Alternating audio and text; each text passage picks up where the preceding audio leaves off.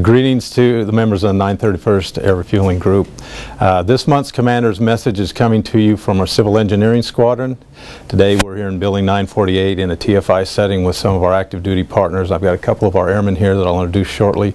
We're going to tell you a little bit about what civil engineering does. And for most of us who don't know, we think of civil engineers as the folks who come around and fix the air conditioning and fix the toilets and repair the buildings and keep them in working order. But really, when you start to learn what they do, there's a lot more involved. When these guys go to the AOR and they go to war, they do things that you probably don't think about. And so today we're going to highlight some of the things they do. I've got Airman Weltmer and Airman Jones here, who are going to talk to us a little bit about some of the tools they have. You can see they've got some great toys here, and they're going to demonstrate a little bit about what they do and tell us what happens when they deploy with these kinds of things. So I'll turn the time over to you.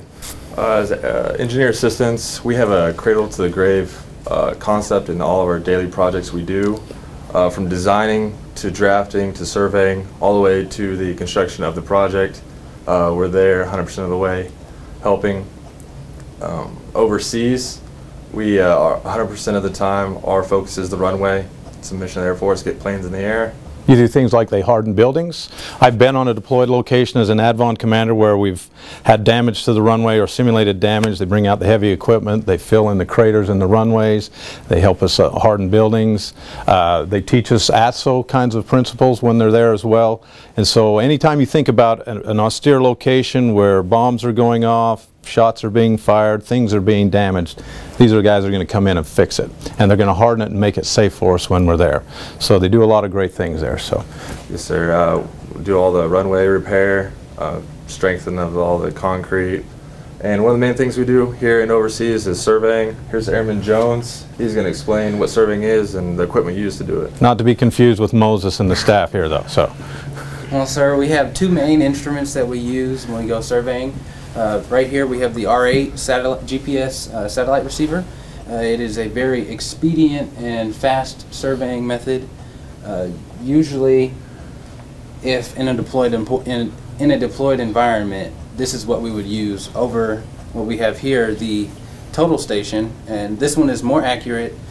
It is used for if there was cloud cover, we would not be able to use the R8 GPS receiver. We would use the total station. And for building corners and things of that nature, where we would want the best accuracy that we could get, we would use the total station. And then we have a controller that we use with both the R8 and the total station. And this controller is basically where we store points that we survey. And this is what we would use to download points onto a computer and then add it to the base map. So when you come into a deployed setting, we take a location, we have to set up building, tents, runways, parking areas. When you talk about the base map, you're talking about building a base in an austere location and having to pinpoint where things go. So yeah, great stuff there. Anything else? Well, that's all. All right. Well, thank you for what you're doing. Thank you for explaining what you do. I just want to take a minute and remind the members of the group on the upcoming UTA, some things that are coming up in May. First of all, on the May UTA, I expect us to continue to do our CUI prep. It means we get in, we do our MICT checklists, and also we had a sharp spike in our PIMR stats last UTA because people got over to the clinic, got their shots done, but I need you to keep pressing that. I need us to get those up. So if you've got medical events that you're needing to get done, get over to the clinic and get them done this UTA. Also, with regard to CUI prep, checklists are big. Let's get in and get those done. And as I said before in my commander's call, for those of you that are TRs out there, I really need your help. If you've got some availability, we've got some money to pay you to come in, we need you to come in and help us get ready for that CUI inspection. And as always, as I've always advocated, if you have processes or programs that belong to you, I need you to take ownership of them, meaning you take them from beginning to end. You determine what needs to be done and get it done and make sure that it gets done with excellence, one of our core values.